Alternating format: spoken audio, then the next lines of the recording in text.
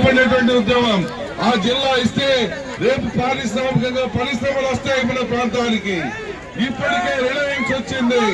దగ్గర 3,000 మందికి ఉద్యోగాలు త్వరలో రాబోతా ఉన్నాయి. రేపు వెలువడిన పూర్తి రాబోతా ఉంది.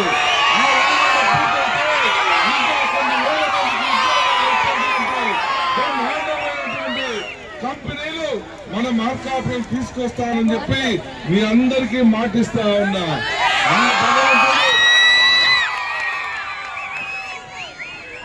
ఆ భగవంతుడు నాకు 10 సంవత్సరాలు బతికే ఛాన్స్ ఇస్తే మీకోసం